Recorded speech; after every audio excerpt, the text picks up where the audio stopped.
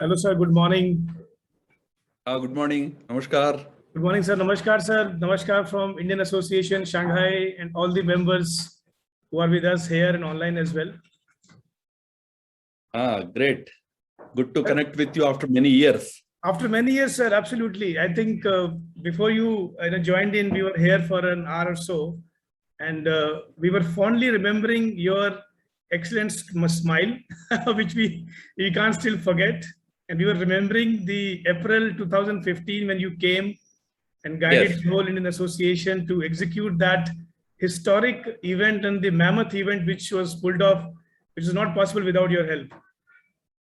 No, it was a wonderful event, very good event. I mean, to organize such an event in Shanghai was a big task that you all had, fulfilled with, great commitment, enthusiasm. One of our best events for Prime Minister. Yeah, absolutely, sir. Actually, before that, you may recall that he was in Madison Square, and then Yes.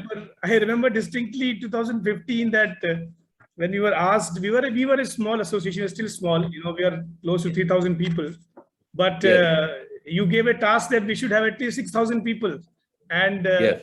that allowed us to push the envelope. Yes. And you had, I think, more than 6,000, if I remember correct. Right, the hall right. was full. Absolutely, because in the end we had a lot of people coming from Hong Kong as well. So Correct. all parts of China flocked in. Yes.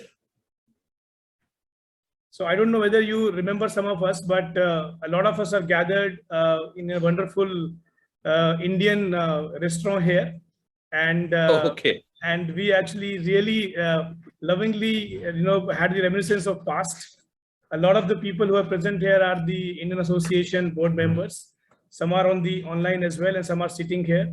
We have Indian Association big supporters, without whose support things cannot be executed all here.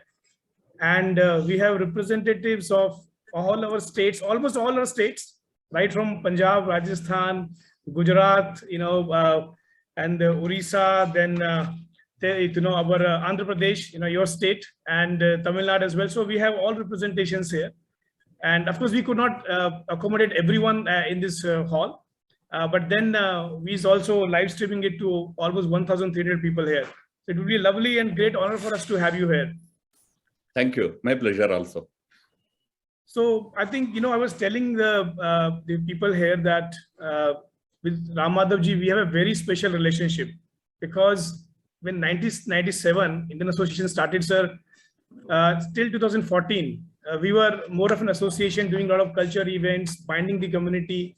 But the coming of Prime Minister Shri Narendra Modi ji and the direction which your leadership gave, that how to flock in the non-resident Indian community, it gave a different direction. And I feel very proud to say that since he visited, the vibration in the community, the jointness, the fabric has been strengthened enormously. That's good. So I know that a lot of people know you, sir, but just to formally start the event, and thanks a lot for sharing your time. Good morning, good afternoon, and ladies and gentlemen. Today is a day which we have been waiting since we announced to our community that you will be with us live to talk about your wonderful book, The Hindutva Paradigm. Everyone has been very excitedly waiting. We got a lot of requests, and people are really glued in. We're also recording this session. If for some reason people are not able to join, then they can definitely enjoy the conversation.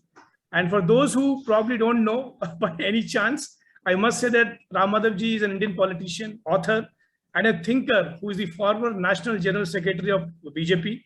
He's a member of the Board of Governors of India Foundation, a New Delhi-based premier think tank. He also serves as a member of the National Executive for RSS, a renowned author and a thinker, and published a lot of publications, books in English and Telugu. And sir, I personally have been an ardent fan of watching you on YouTube, and I'm sure many of us who are sitting here. So we are definitely very excited to know about the wonderful book you have written. And of course, we'll talk about your past books as well. But today the discussion is the Hindutva paradigm. And I know you have a very busy schedule. I saw your pictures on Facebook. You're in Bangalore launching the book. So sir, please tell us something about the book, and also why this book at this time. And then we have a lot of stream of questions which people will ask as well. Sir, over to you, sir.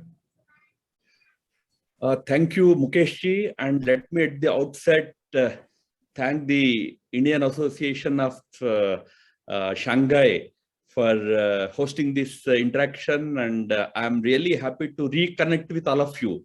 I fondly remember my visit to Taiwan in 2015 and the opportunity to meet with you all. Of course, the wonderful event that you all had put together for Honorable Prime Minister. It's all a very wonderful memory for me. And incidentally, for various reasons, after 2015, I could not come to Shanghai. I came to that God-forsaken place called Wuhan once in between in 2017, but that was to speak at the BRICS political party summit hosted by the government of China. That was my last visit to China also. After 2017, I did not get an opportunity to come there. Hopefully, if things improve between our two countries, I would certainly love to come back and meet with all of you in person. Then this question about this book. You know, I come from the RSS and we are all from Sangh Parivar. Generally, our liberal friends think that we are all fools. But all wise men are fools in any case. So sometimes we have to tell them that no, we are not fools. We have a very solid thinking and solid philosophy behind this movement that inspires us, that motivates us, and that guides us. This book is an attempt to give the 21st century articulation to that philosophy, which guides us in our political activity and also social activity.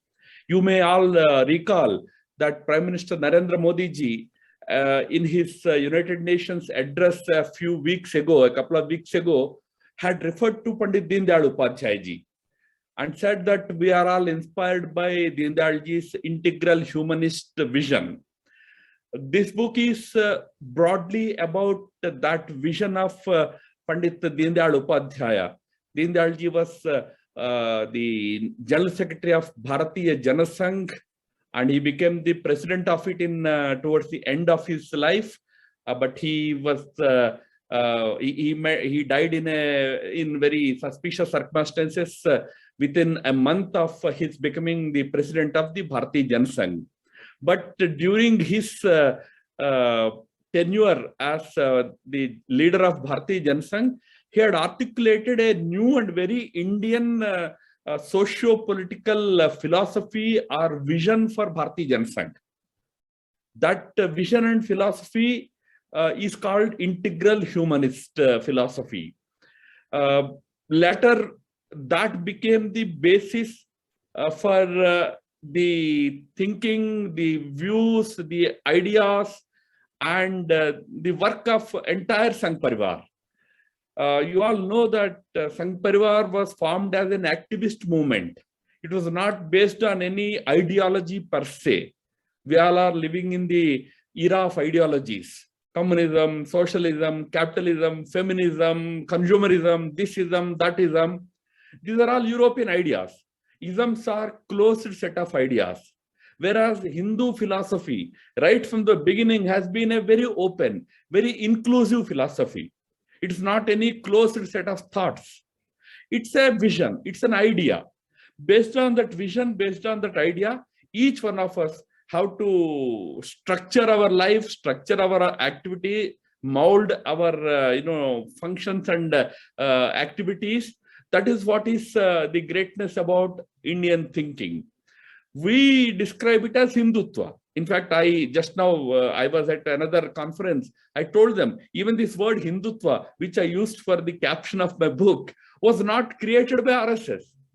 In fact, if you read the old RSS literature of Guruji, Golwalkarji, or before him, Dr. Ji, they never used the word Hindutva. They only talked about Hindu, or they talked about Sanatana Dharma, they talked about Dharma, these things. Hindutva was attributed to us by some of our adversaries. No complaint.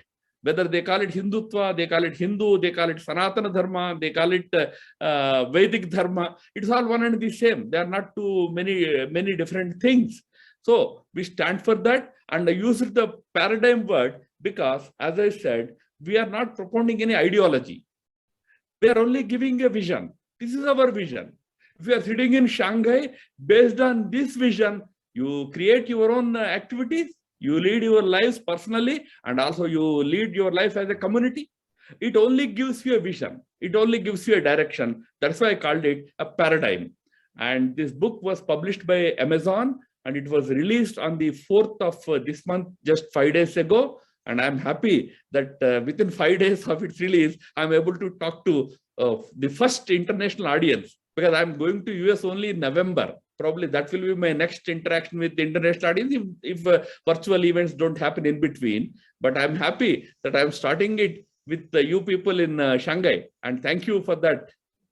Thank you, sir. Thank you very much. I think we always feel very, loved and honored that when, you orchestrated the visit of Prime Minister Modi ji here.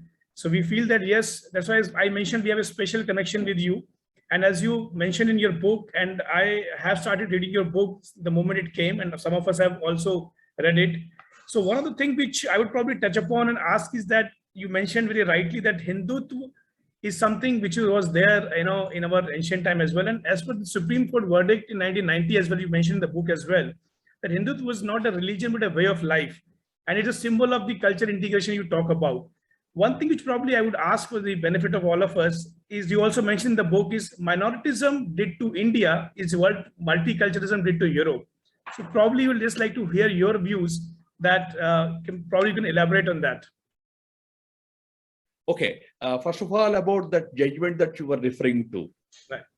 In 1995, in one very important judgment in a very political case, it was about, it was an election petition related judgment. Justice J.S. Verma, the then Chief Justice, and a bench led by him, 5 judges, they declared that invoking the name of Hindutva per se doesn't become violation of electoral rules, because Hindutva is not a religion, it's a way of life. Subsequently, a lot of issues cropped up. That gives us, special advantage to Hindus, whereas that advantage is there to Muslims and all. But a new argument also has come up now, which I agree with. In fact, I mentioned about it in the book.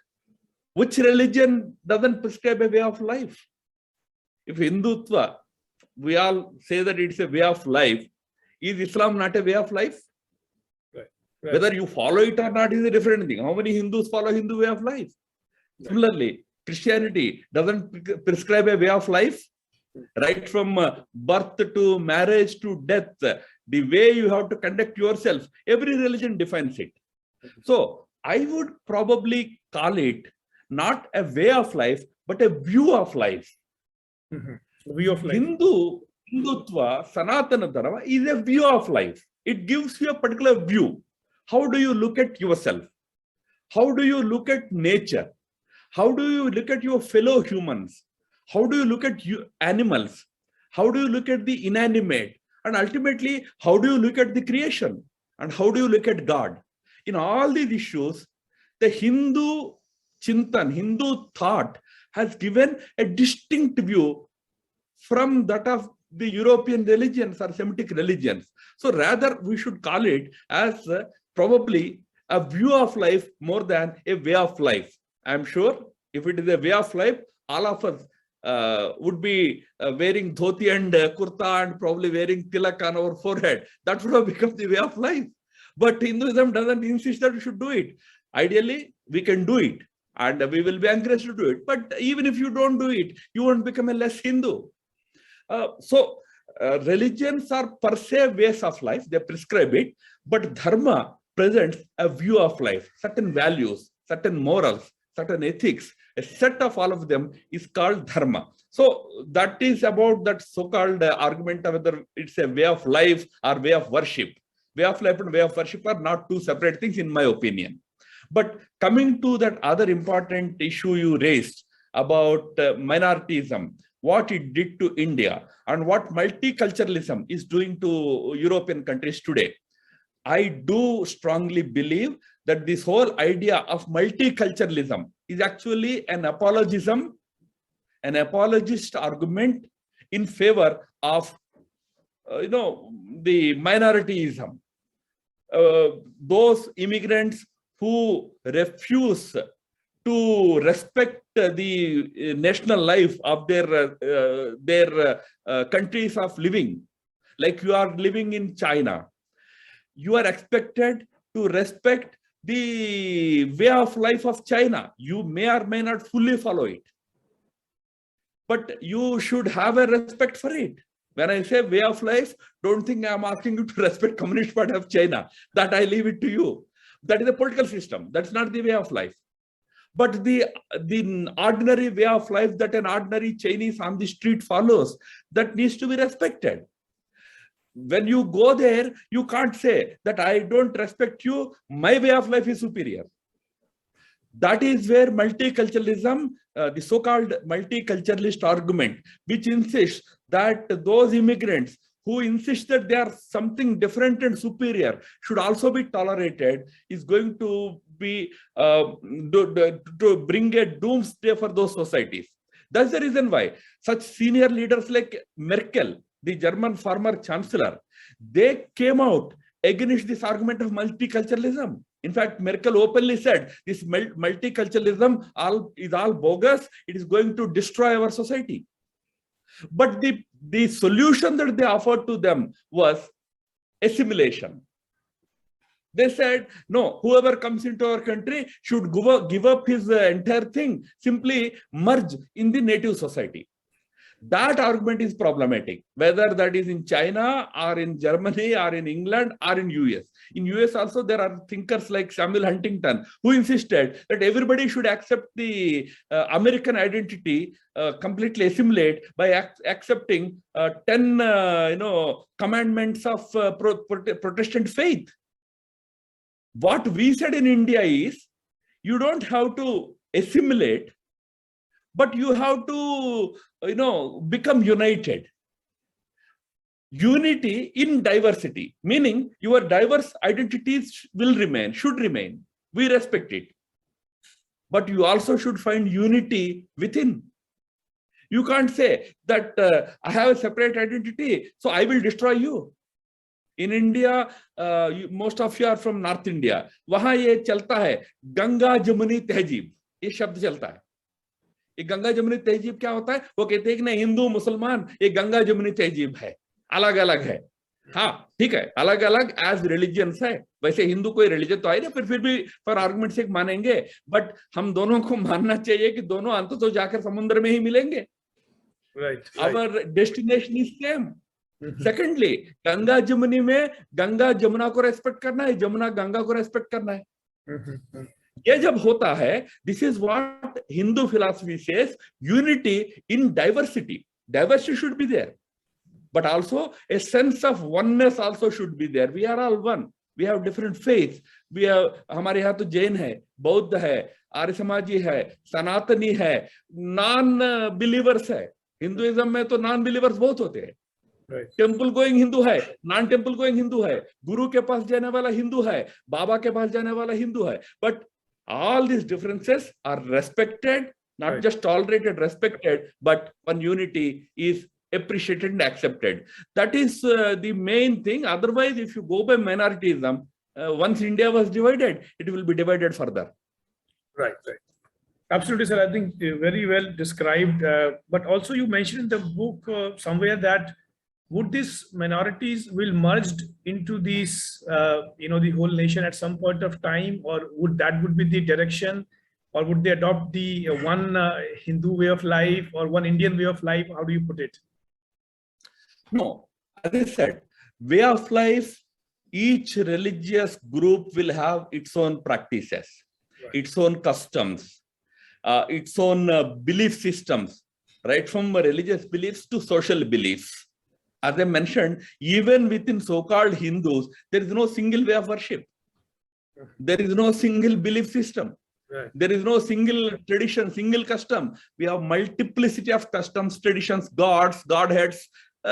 Everything is so diverse. So हमारे यहाँ एक कहते थे, हमारे यहाँ 33 करोड़ देवता है, 2-4 extra आ जाएंगे तो हमारा रेल बोगी में कोई बहुत ज्यादा भीड़ नहीं होगा, हम ले लेंगे 2-3 को, कोई इश्यू नहीं है।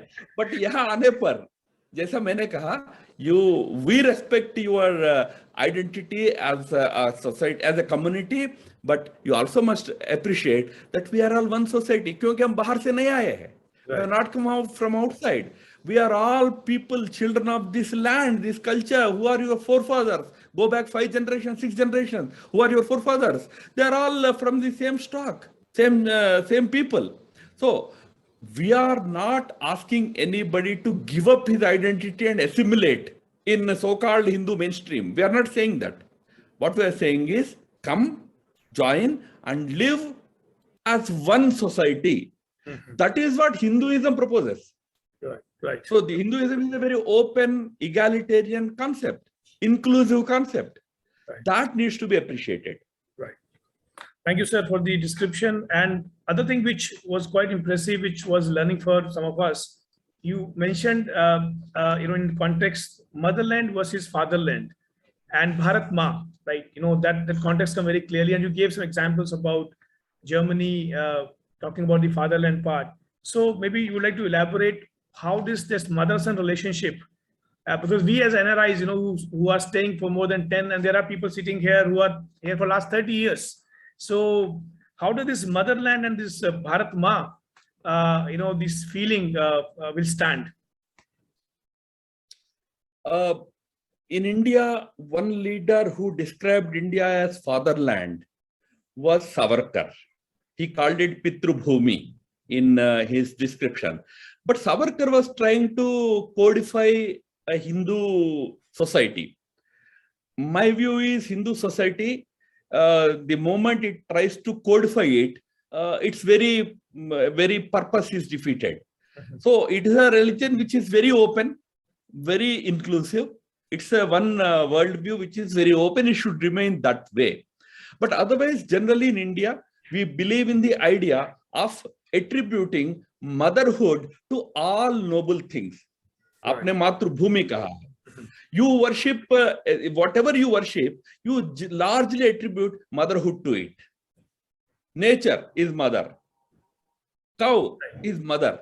Right. See, because motherhood has a great sanctity. That sanctity is attributed to everything that is sacred in our system. Right. So we broadly call the country also as motherland. And that's the reason why when the issue of worshipping Bharat Mata, Mother Bharat comes, in India, sometimes some Muslims try to create a controversy. They say, no, we don't believe in any God. But we say, here, you are not believing the country as God. You are believing her as mother.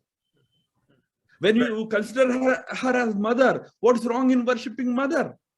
Or paying respect to mother? Right. Yes, certain societies like the Russians, like some Europeans, consider their country as fatherland. In fatherland concept, the idea is that this country provides sustenance to our life. We are sustained. We are given opportunity to live here. Fathers provide sustenance. I mean, don't mistake the father sitting here. You are also good people. But even fathers in our system look at their children with motherly love. Right. Motherly love is not limited to mothers. It's an approach. It's a concept. So basically, we look at country with reverence as a mother. As I said, not just country. We look at a whole lot of valuable things, respected things as a mother. That's India's very unique approach to society, to country, to nature, and to creation.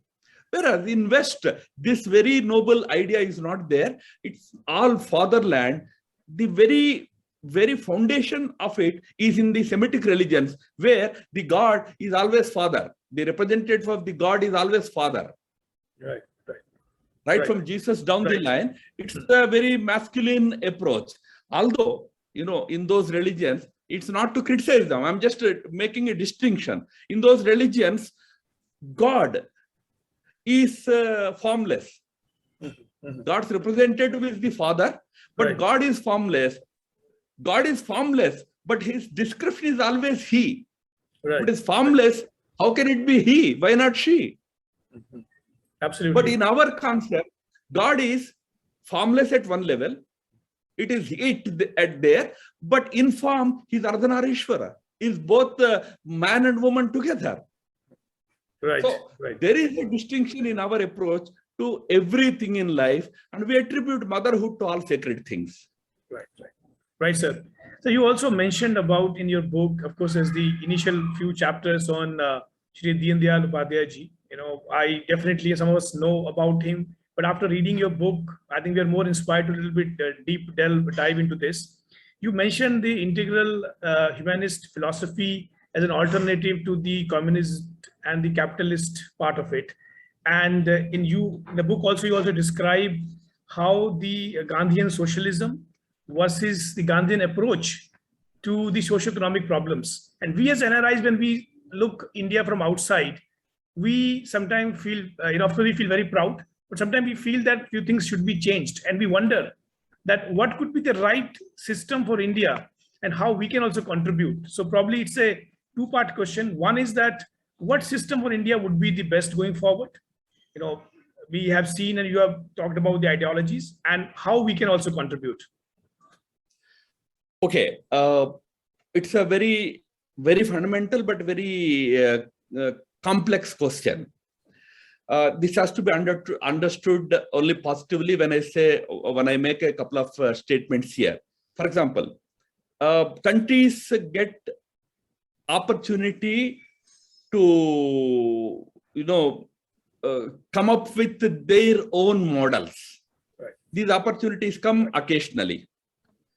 Countries have to seize those opportunities and try to evolve their own models based on their own wisdom.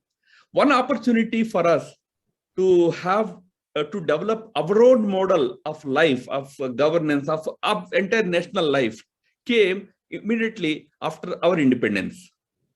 But when we built our constitution, what we did was we decided to borrow from 10 other constitutions and build a constitution for our country based on the wisdom of Europe or Australia or America. In fact, I can tell you, Ambedkar himself says this in Constituent Assembly that we borrowed ideas from countries like Australia, countries like Canada, which are so tiny. They are small countries. And of course, from USA, from UK, and even from countries like Ireland. We took from all those countries to create our constitution, but we never tried to look into our own wisdom, our own thousands of years of our own experience, and try and see if we can take something from it. Now, that doesn't mean we have done something great sin. No, we have not done we have not committed any sin. We have borrowed ideas from there, created a good political system in India. It has served us for last 70 years. We are very happy that we are more successful in implementing those European ideas than the Europeans themselves. Europeans are struggling to keep up their democracy. They're struggling to keep up their parliamentary systems and all that. But we successfully ran our country on those principles very successfully. So one way to look at it is, why do you think about alternative when you have such a good system? Right. But the other way is, you have never attempted to look at the alternative. Maybe you have a best system. Right. You have a much better system available. You believe that European systems are best, so you adopted them without ever trying to look if you have any better alternative to offer. I propose that if only we look into our own civilizational experience, we can come up with much better ideas and concepts. India today has the second opportunity to look back at those ideas, that wisdom. The second opportunity after independence came now, because at least today there is a government in the country, in India, which believes in the wisdom and the knowledge of India. When you believe in that wisdom and knowledge, use that and try and see how you can reform the existing systems. For example, democracy in India. It's a successful democracy, no doubt. But आज क्या होता है, parliament में हो हल्ला होता है, कोई सुनता नहीं है, बिल्स पास हो जाते हैं without any discussion. Dindal used to say, democracy doesn't or shouldn't mean majoritarian democracy. जिसके पास मेजॉरिटी है वो बिल करते जाए, जो माइनॉरिटी है हल्ला करते रहे. That's not democracy. So can we improve it? Improve करने के लिए you have to look for your own from your own experience. You have to find answers. Those answers are available if only we attempt to look at them. I can just tell you in 1 minute the experience of some of the countries. And one country I mentioned is Israel. Do you know when they became independent? The first thing they did in their constitution was to call their country a Jewish nation. Remember, in Israel, 20% people are Muslim, Arabs. But Israelis said we are a Jewish nation. Look at us. We have not even called India a nation in our constitution. Do you know that? In the entire constitution of India, our country is not described as a nation. In preamble, we called ourselves, we the people of India. हम भारत के लोग. Nation बोला नहीं. India का definition दिया है article 1 में. India is A union of states. राज्यों का संघ है. India is a nation. ये बात ही नहीं बोला है. Why? Because we adopted from other countries. We adopted from America. We the people of India came from we the people of United States of America, their constitution. So there are things which can be implemented here. Not don't take my argument as any insult to constitution. No, this constitution has served us so very well. But you can also look for developing it, improving it, and have your own wisdom, your own ideas, reflect in it. Absolutely. I think, yeah, you rightly mentioned that this word nation is not there, and we the people is the part. And so, sir, next probably would, as you know, you mentioned the book as well, the human-centric development in the coherent economic policy, because more of a business side discussion if we look at. So in that perspective, you mentioned in your past book as well, the post-pandemic world, this human-centric development can manage the new world order. So maybe we'd like to throw some light on that, because now this pandemic has definitely disrupted, and we are all part and parcel of these victims as well. Yes. Our Prime Minister also repeatedly refers to it. He talks about human-centric development. Why I used that phrase was for a couple of reasons. Number one, we are all overawed by isms. There is this idea of capitalism. The moment you hear about capitalism, you immediately think either about it as a very good thing for the country or a very bad thing. If you are a slightly leftist oriented person, you think that अरे आप capitalist को create करोगे, ये बोलेंगे. If you are a Western type of thinker, you think that there should be absolute liberty, absolute freedom for businessmen to operate. They should be allowed to maximize their profits and all. So what Indian thinking right from the beginning has been, neither capitalist nor communist, it is human centrist. And we always stood or insisted for happiness to all. Ananda, happiness, was central to India's economic thinking. After all, what is the objective of your entire economic enterprise? Not profits alone, but happiness. What brings you happiness? And in this, you remember, हम हमारे prayer में बार बार एक श्लोक पढ़ते हैं, सर्वेपि सुखिनः सन्तु, सर्वे सन्तु निरामयाः, सर्वे भद्राणि पश्यन्तु, मा कश्चित् दुःखभाग् भवेत्. Every one of us know about this shloka. Right. What does it mean? Sir, it is all about material happiness. Sarve sukhinas santu, everybody should be happy. Sarve santu niramayaha, nobody should have any diseases. That is a very material concept.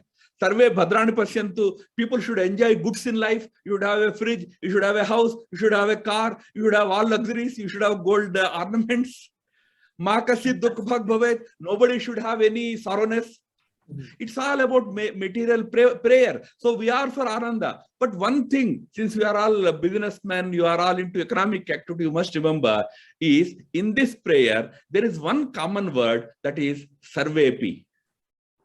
Meaning our effort should be to get these things to everybody. Everybody should be happy. Right. So our idea of capitalism is everybody should be happy, but in order for everybody should be happy, those who are happy should share their happiness with others. So you earn with million hands. Right. That's our economic concept. As a businessman, you should earn with million hands. When I say million hands, don't remember Lalu Prasad Yadav. You have to earn in a rightful way through your Purushartha. Right. But you should eat only with one hand. You cannot say that I am earning with million hands, so I will eat with million hands. With remaining hands, you feed those who cannot earn, who do not earn, the poor, the destitute, not just the poor and destitute. In India, there is a class like me who don't do any work. Pracharaks, sannyasis, they don't do any work. They only preach. They don't do any economic activity. Yet, we respect even those people who are not engaged in economic activity. That is Indian capitalist approach. Right. You have to earn. We never say that aap bhi langoti pehen ke ghumo. Nahin. Right. You have to earn, but for the happiness of all.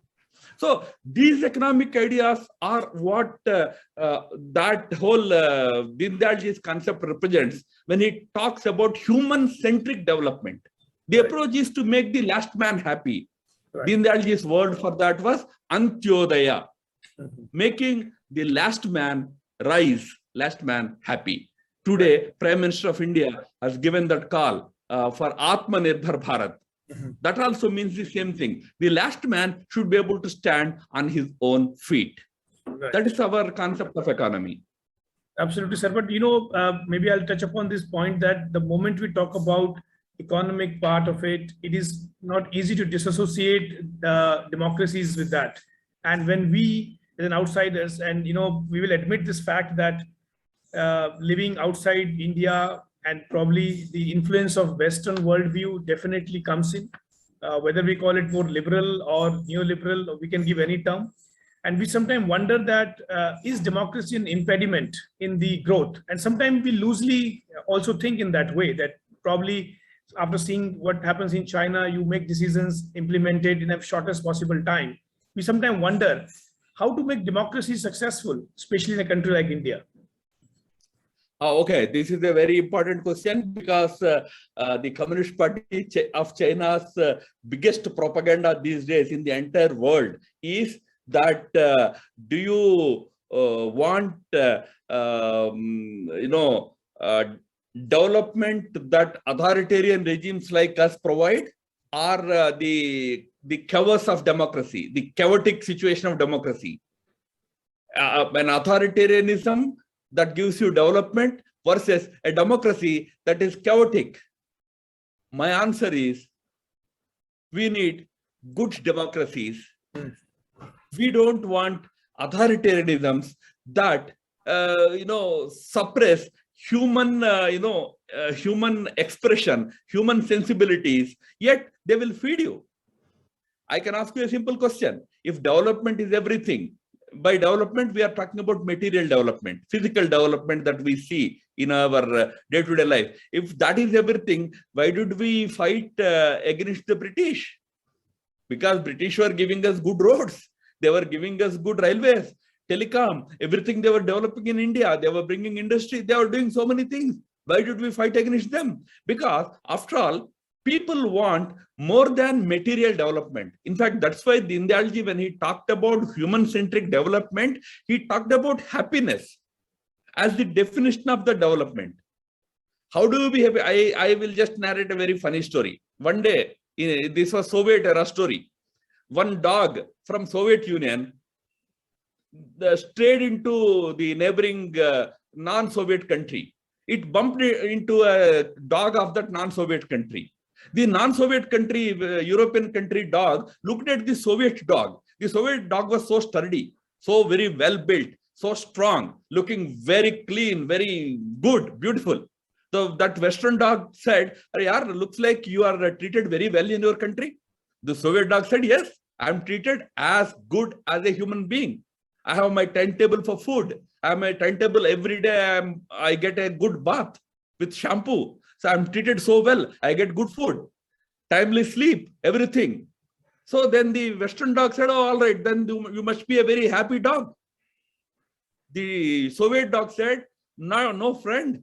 I get everything except the freedom to bark. I get everything, but I cannot bark. You are so good, lucky that maybe you may get a little less food, but you can bark at any time, which I can't do." So we don't want that kind of development, which suppresses human emotions, which disallows human sentiment, which disallows human sensibilities, the freedoms that give you human sense expression to your human sensibilities. Democracy allows those freedoms. Right. That's why we cherish development that democracies give us. Maybe we eat a little less, but when I eat a little less, I'm able to say that. In authoritarianisms, even if you eat a little less, you have no freedom to say that you are getting less. Right. So in any given time, we should never look for anything less than democracy.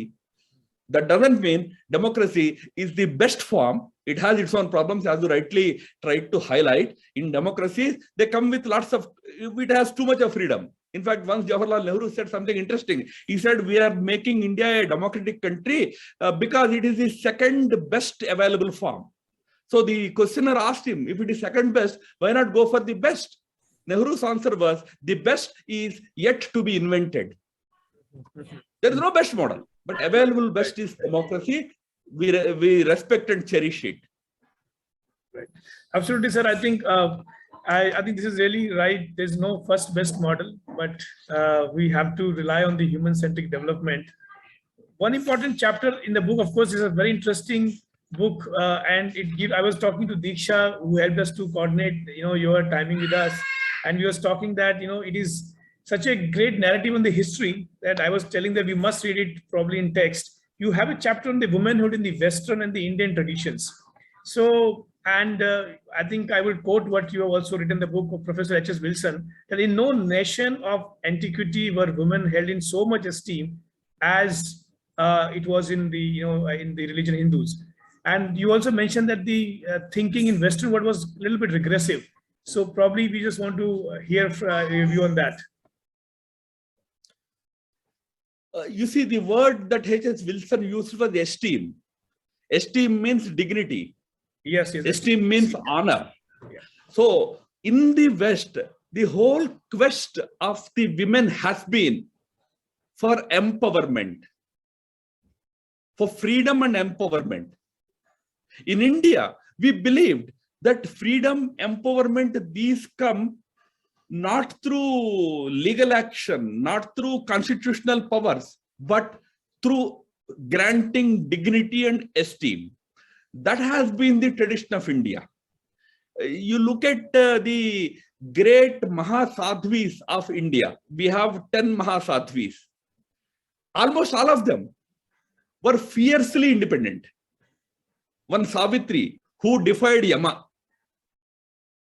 One Sita, who defied not only Ravan, but even Ram. Towards the end of her life, she tells Ram, "I am only here to return your children to you. I will never come back with you. I will go to my mother, where I get real respect." You have a Draupadi who never, agreed to give up on her independence. But we call them Mahasadhvis.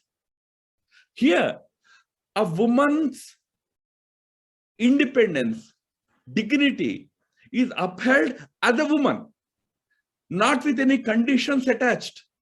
No, I will respect you only if you are like this. No, that was never the case. You are respected as a human being. That has been India's tradition. I must say this, Sharmaji, Mukeshji here, that even we Hindus probably today feel uncomfortable when I say this. Right. Hindus say, "No, aisa kaise hoga?" So in India today, I can talk about the prevailing situation in India. We have two extremes. One is, of course, a very regressive way of objectification of women, looking at them as objects of pleasure, downgrading them, degrading them, and all that. But there is the other extreme, where you, in the name of protection of women, you actually, end up suppressing their own, sensibilities, their own freedoms, their own aspirations. Suppose your daughter comes home a little late in the evening, after 8 o'clock. How many questions are put to her? Right. Where were you all the time? Show your mobile phone. Let me check your Facebook. Who are you chatting with? Fair enough. Out of concern for her, we do that. But beta mahashay 11 baje aata hai. What is being asked? Beta khaya ki nahi khaya? Maa bhi yahi puchti hai. If only you checked his mobile phone at 11 o'clock, if only you checked his Facebook charts, probably you would not have to ask your girl child to be fearful of her. So it is about dignity and respect. It's not just about security. Right. You may bring, India has stringent laws for women's security today. Nirbhaya law is very strict. But are women safe?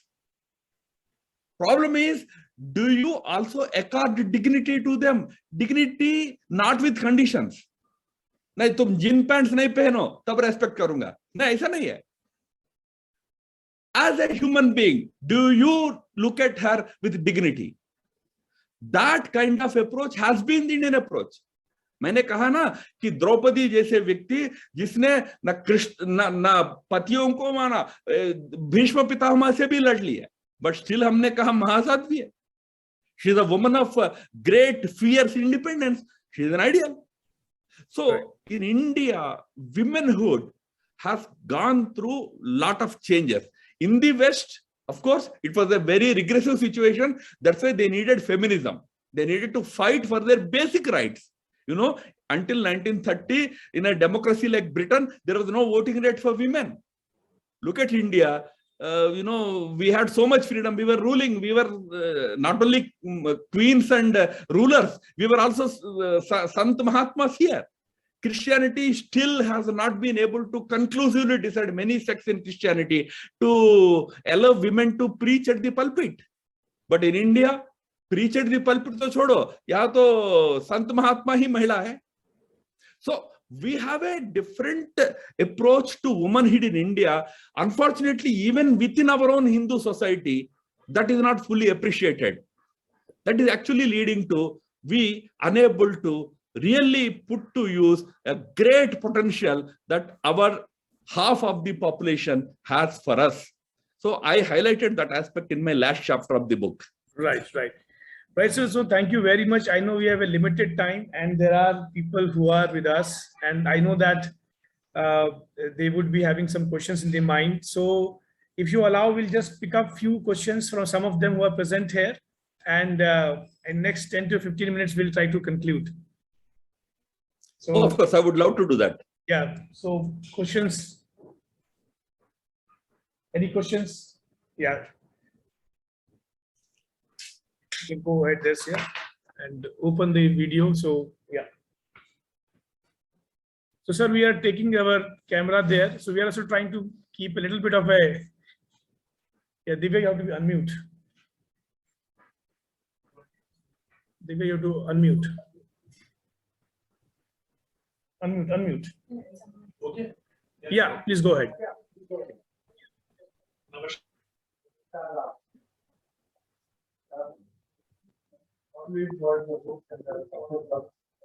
पढ़ने के बाद ही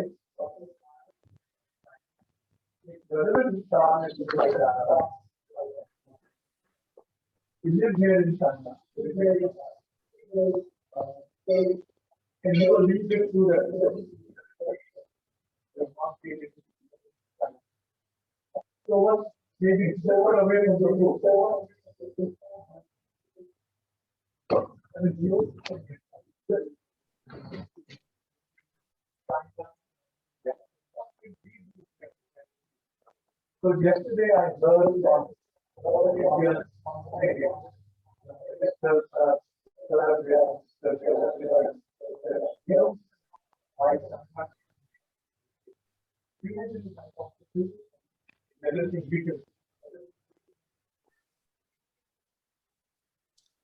Mukeshji, can you please repeat the first point? Sir, I think looks like the voice was getting echoed because of the double microphones in the same room. But I will repeat very quickly. So probably Mr. Arvind was trying to highlight that India and China, at this point of time, are not having the best of the relationships. What probably we as Indians staying here can do. I mean, that's the gist. And the reason, what it is, the reason. What you all can do in the present situation is not to do anything there. So please continue with your activity. You are loyal subjects of the Chinese government. You have to remain one there. This issue between our two countries is one at the military level, two at the government level. Let it remain there. At people level, let us try and continue to remain as good people. I mean, whatever we need to do as good people, we should continue to do. And we should not do anything that will, number one, create problems to us sitting in that country. I mean, I'm talking about you. At the same time, you don't have to think that probably you also have to shoulder the responsibility of addressing the India-China war. No, there are people in India who can handle it. Please don't worry about it. Having said it, I want to give you a status report about it. Probably you should know what is actually happening now. We had a dispute at 8 points in Ladakh region, where we believe that the Chinese had tried to transgress into India, where we stalled them. Our army and their army stood face to face for more than 1 year, in the last more than 1 year. Out of 8 points, we have been able to resolve the dispute at 5 points. So at 5 places, the Chinese army had agreed to go back. Not only agreed, they have gone back. Now 3 areas still remain. We call it as, patrolling point 15, 16, and 17. Hot Springs, and then another area, Depsang Valley area. About those 3 areas also, we are negotiating with the Chinese side. We are asking them to go back to pre-April 2020 positions. So the 12 rounds of talks have already happened, in which we have made this much progress. The 13th round of talks are taking place today as we talk here in this session. Our army commander and the newly appointed commander of the Western Theatre of Tibet, these 2 commanders are actually talking for the 13th round. We are hoping that in the 13th round of negotiations, the Chinese side will agree to vacate the remaining 3, or at least 1 or 2. Whatever happens, let us see how much success we can get. So through talks, we are trying to resolve this issue. But it is also clear for us that China has made massive infrastructure development in all these areas. That means the Chinese will remain there. Even if they go back to their positions, they are going to remain in large numbers. But please remember that we are also going to remain there. We are also going to guard our territory with utmost commitment. So I thought as a status report, this much will help you. Thank you. Right. Thank you, sir. Let me just check if any other questions we have. Yeah, you can tell the question, maybe you can repeat it. Okay, so see, I would like to understand, see, on one side, Hinduism, as Ramji said, is a view about life. So view of life should have inclusive growth model. Somehow, somewhere, these days we see this NRC and so many other issues are being raised by overseas staff. So I want to understand the view of life, how being a Hindu, we can, ensure the inclusive growth model. I met Do Ramji in 2016 at his residence. So that time also we had similar sort of this, but I think after this book, I want to know his views. Sir, I don't know if you could get the question is about that inclusive growth and how the NRC and CAA, maybe divergent from your book, but probably you may like to say a few words. Look, this inclusivity is actually the reason for which we went for NRC and the CAA. NRC is about people illegally entering into India. To prevent that, there is an NRC. And to make sure that those who legally entered India but could not obtain citizenship, we have CAA, Citizenship Amendment Act. So this is also a part of that inclusive approach to development that we have brought in these two things. They are wrongly portrayed, both of them, as though they are against the Muslims. Let me clarify that NRC does not exclude legal Muslim citizens of Assam. Assam has close to, I would say, today at least 20% of the population is legally Muslim. They have been living there right before the time of India's independence. No discrimination against them. Similarly, coming to CAA, Citizenship Amendment Act. Citizenship Amendment Act was promulgated only for the sake of people who had to forcefully flee into India at the time of, majorly at the time of Bangladesh war. 1 crore Bangladeshis, majority of them minorities, that is Hindus, Buddhists. There is a huge Buddhist Chakma population in Northeast. They all had come into India at the time of 1971 war, and also subsequently. Those refugees who were persecuted ran into India, who could not go back. Those who came before 2015, for them only to fast track the citizenship. It's not discriminatory because it's not saying Muslims cannot get citizenship in India. Under normal citizenship laws, anybody can get citizenship in India. But these refugees have been living in India for the last 30 years, 25 years, in some cases 50 years without citizenship. So we thought in one go, through one act, let us give them citizenship and period, then close it. It's not extendable after 2015. If somebody came in 2015 January and says, I am also persecuted, he has to pass through normal citizenship law. So there is a misinterpretation of these two laws as though they are discriminatory, non-inclusive. No, we want inclusive development for all the people. For that to happen, first of all, who are to be included must be clear, and who should not be included also must be clear. These are only for that purpose. So the whole effort is to create or resolve this long pending, confusion about the status of individuals. Right. Somebody illegally aa jata hai. In Assam, one person became an MLA. He was about to become a minister. We found out that he didn't belong to India. Oh. Does any country allow it? I am asking a simple question. Right. You are living in China. Chalo, China mein paristhiti alag hai. Does America allow it? An illegal citizen to become somebody in the government? That is what we try to address through NRC. Not about legal citizens. Similarly, CAA to include those have not been included for many decades now. Right. Thank you. Understood, sir. Thank you very much. Is there any question from anyone? No. I have a... Yes, please. Good afternoon, Ramji. I don't know if you remember, we had great interaction during PM Modi's time, and I happened to be the MC, so you told me something very interesting. You said, crowd ko josh mein lao. That is something that has stuck with me for a long time. But anyways, those are good times, and I have a very basic question for you. RSS, the term RSS is somebody who is a worker for the country, Rashtriya Sevak Sangh, so Sevak. So you are a person who is giving time, who is serving.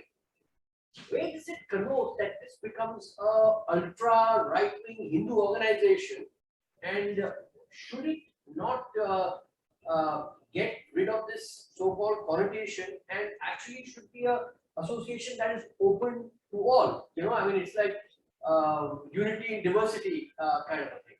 So, because what I understand is that it is the world's largest grassroots organization, And if everybody is included, maybe it will just be a force to really turn the country around. I totally agree with you. The idea behind giving the name Rashtriya Swayamsevak Sangh rather than calling it a Hindu Sevak Sangh or something was that it should be open to everybody.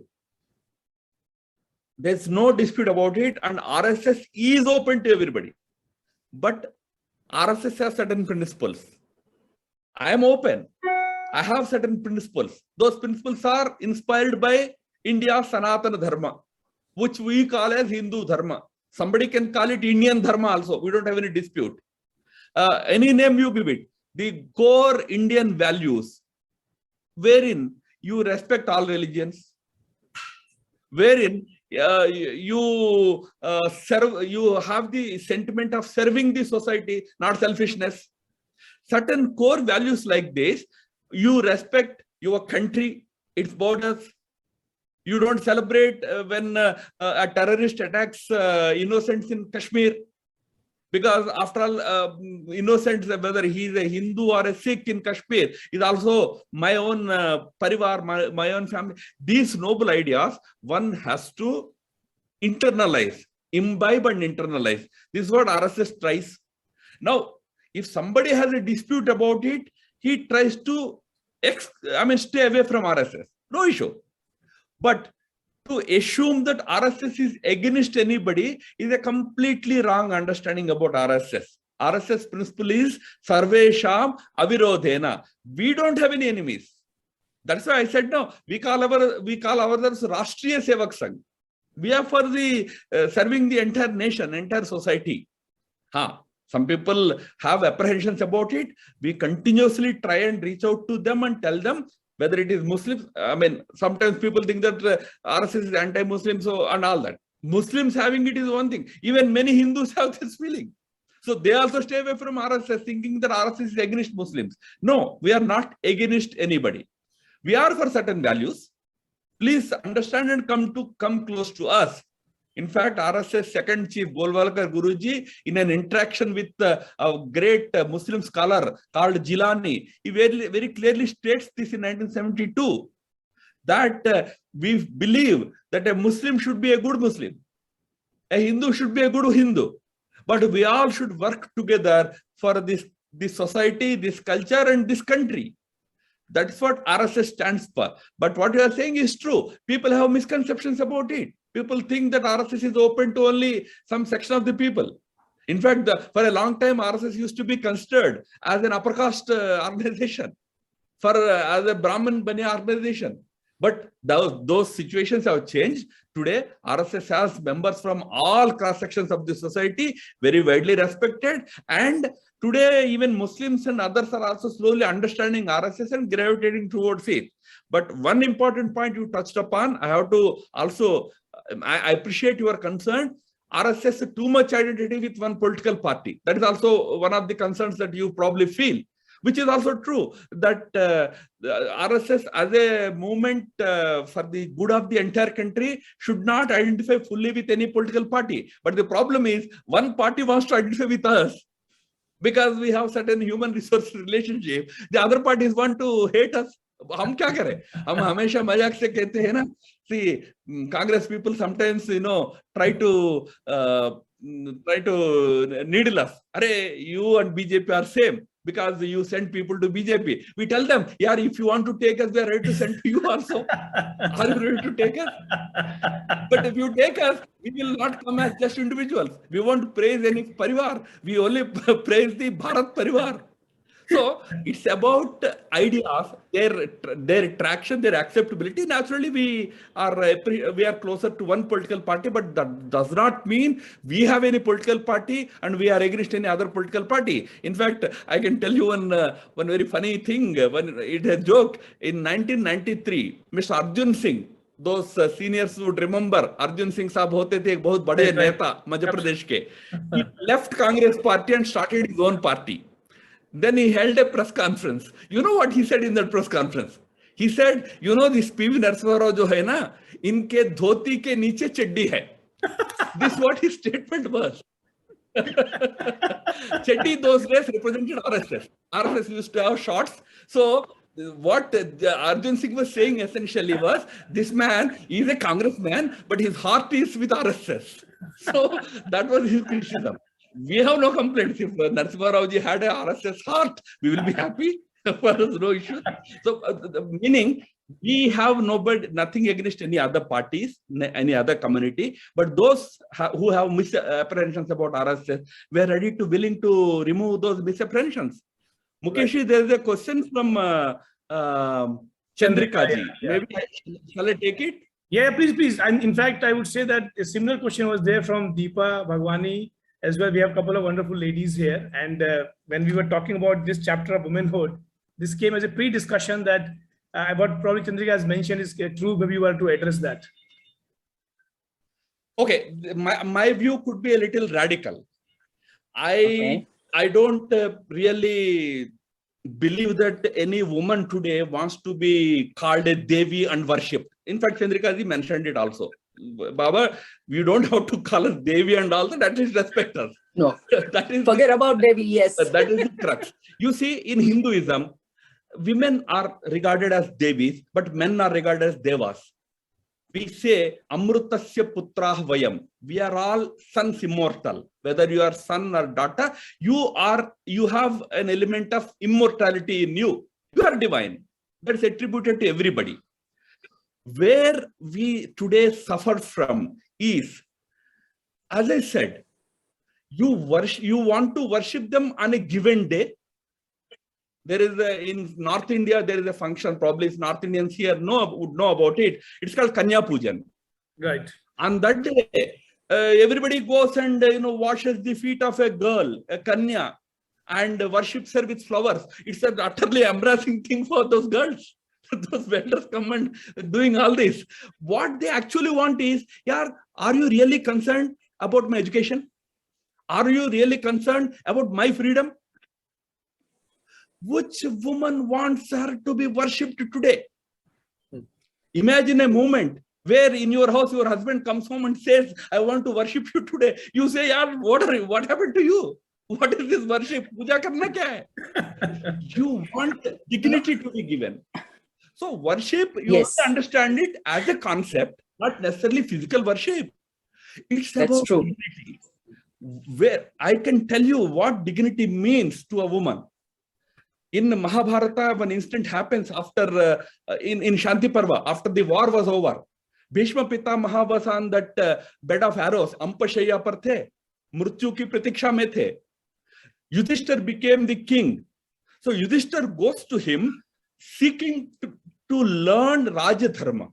Because Yudhishthir became king for the first time, he did not get the opportunity earlier. Duryodhan ने तो छीन लिया था वो. तो राजधर्म सीखने के लिए भीष्म के पास जाते हैं.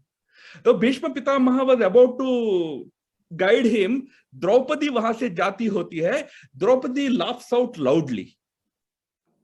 So Yudhishthir gets a little angry. He says, Draupadi, what are you doing? Here is an elder who is on his deathbed. And he was trying to give me some wisdom about statecraft, Raj Dharma. And you are laughing so loud. Firstly, तो हमारे समाज में महिलाओं को हंसना ही मना है. वो भी बड़ों के सामने हंसना है. तो युधिष्ठिर डांटता है. तो भीष्म रोकता है. भीष्म कहता है, no, don't stop her. Her hasi, her laughter has a meaning. She is laughing at me because am I really qualified to teach you Raj Dharma? When she was being disrobed in a bhari sabha, जब उनके चीर हरण हो रहा था, मैं क्या कर रहा था वहां बैठा रहा था. तब मुझे तो धर्म याद नहीं आया. आज मैं तुमको राजधर्म सिखाता हूं. उस बात पर हंस रही है. द्रौपदी की हंसी जायज है. This is what Bhishma Pitamaha says. No, understand. I'm taking it probably to the other extreme. Maybe I am liable to be wrong, but I tell you, one day I was having a conversation with some girls, university girls, about the same thing, about how we should all give dignity and respect to womanhood.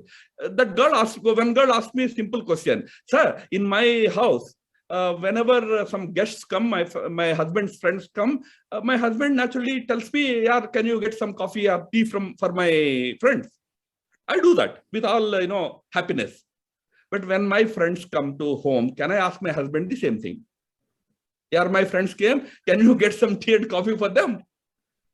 In Shanghai or in Atlanta or in San Francisco, probably it's not a question. There today, that dignity is established. There, men do a lot of things, more things than women. My own brother-in-law does more work than my own sister in the USA. That's established. But is it established in India? Isn't it seen as aparadha? That is where we need the question of dignity. Laws, any amount of laws we make, I told you we have stringent laws, but are women safe? No, because you have not also inculcated the dignity aspect. Let me end by saying one thing that Gandhiji used to say. Gandhiji used to say that I consider that day as the real day of independence, when a woman in my country could freely roam around at the midnight of a day. इसका अर्थ दो प्रकार का हो सकता है. एक अर्थ हो सकता है, one meaning could be that, okay, if women are safe alone on the street at midnight, that is the day of independence. No, but Gandhiji's meaning was not that. Gandhiji's statement meant that if a woman you find at 12 o'clock on the streets alone, what thought comes to your mind? Do you think that, like any man, she is also there? Do you think like that? Or do you think this lady roaming around at 12 o'clock alone must be a fallen lady? I tell you, 90% of men get the second idea. That's how we are Sick trained. minds. Sick minds. That's how we are trained. It's a sick mind or the training of the society. If some woman is at 12 o'clock outside, she must be a fallen woman. Yes. So in Delhi, one journalist was raped at 3 o'clock and killed. The chief minister, who was a woman at that time, Sheila Dikshit, she asked the question next day, what was the business of this lady to roam around alone at 3 o'clock? Instead of asking the question to those perpetrators, we're asking the women. So that is where the dignity element becomes important. Until the dignity is there, you imbibe the dignity or inculcate the dignity, we need to have security for our women. I'm not denying that. Women should be careful at 12 o'clock at night. But it's not a happy situation. So we have to actually change the entire way of looking at women. I can give you any number of examples, but my chapter itself deals very extensively with this particular topic. Thank you. Thank you, sir. I think, yeah, Thank you. rightly expressed. I think this chapter of womanhood I read in full, and this incident of the journalist also is very detailed mentioned, and I think rightly mentioned. I know, sir, we have overshot the time, but just one last thing, if there is no other thing, no questions. One last thing, which is your favorite chapter in the book? The last one. Last one. So yeah, absolutely. I think this is what, and you rightly mentioned, my son who is in grade 5, he's being taught social science, and he was talking, telling me that, Qatar has I think monarchy, and Japan changed from absolute monarchy to constitutional monarchy, etc. So I asked him that, what do you feel that what system of government we have in our house? He said that it's absolute monarchy. And I said, then who's the monarch? He said, the mama. So it means that the womanhood definitely rules. And as you rightly said, it's the dignity of each other, which has to be there. But thank you so much, sir, for your time. Yes, sir. Sorry to interrupt. Problem is here. You make them rule in the house, but do you allow them to rule outside the house? I think that's the point as well. But as you rightly said, people sitting in Shanghai, Atlanta, probably they're also still allowing. They're allowing. I mean, you are comfortable having your better half driving your car, sitting next to her. In India, we have to encourage that to happen more. Right. But I think I would say that, I got a chance to scan through a lot of chapters of the book, and it's a wonderful read in a way. It gives you, for people like us who probably studied history and civil sciences and all till grade 10 and after that forgot, it's a great read, and we will definitely keep an internal session with some of the members here. and this session is recorded. People will really enjoy that. So the last few words from your side of advice to Indian Association Shanghai and the community members here before we conclude this session. Thank you for this session, first of all, I expressed my views quite freely, and I only urge you to take whatever you find to be useful in it, and whatever you find to be useless, consider it as my ignorance. Otherwise, don't attribute it to my organization or anything. That is one request. The second thing is, you see, wherever we are in the world, one important thing is through organizations like the Indian Association, we should be able to come together occasionally. What unfortunately happens is wherever we go, we become mini India. Mini India in the sense that we then divide ourselves into regional organizations, language organizations. Even in countries like USA, we have caste organizations among Indians. So fair enough, for some convenience sake, probably Telugus meet, Marathis meet, and Hindi Bhashis meet. But we should also have some activity that brings all Indians together. Right. So, in that sense, what you are doing is a very good job.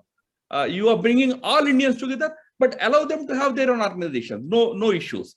See, what we tried in the last 6-7 years. Initially, I was involved in it. I'm no longer involved in it. When that whole NRI initiative, Overseas Indians initiative, was taken after Prime Minister Modi became the Prime Minister of India. The objective was, number one, that Indians are in large numbers in many countries. Indians live today in 120 countries of the world. Right. This is the known data. Maybe, there is unknown data. I jokingly say that, in our history books, we have read about Great Britain, where the sun never sets. But I would today say sun never sets on Indian Empire. Indians are there in all places. You are in power in Fiji, and you are also in power in West Indies. Right. So sun never sets on Indian Empire today. We are there all over the world. But the problem is, are we also united, and are we there to stand for the interests of India unitedly? Right. In that, what Indian Association in Shanghai is doing is definitely a good work, appreciable work. Maybe because Shanghai is the biggest commercial city of China, and you have large number of Indians there, you should be able to probably become the rallying point for other Indians in other cities of China also. Right. Where they are probably in small numbers. Maybe occasionally once in 3-4 years, one Indian leader comes, you have a global event in, national level event in Shanghai. But the bottom line is, we should be able to remain connected with each other, irrespective of our different, group identities. That work you are doing, I fully appreciate the great work that you are doing. I would look forward to physical meeting with you all whenever things settle down and I am able to come to Shanghai. And in the meantime, when you come to India, please come and visit me. Thank you. Absolutely, sir. Thank you, sir. Thank you so much. And we must appreciate that, all the regional associations, even the city organizations came first time along with IA Shanghai when Mr. Modi came here. So we hope and believe that at some point of time in near future, we will be able to see you physically. And I hope that probably in future, you can again reorchestrate Mr. Modi's visit sometime in good times again back here. Yeah, that should happen.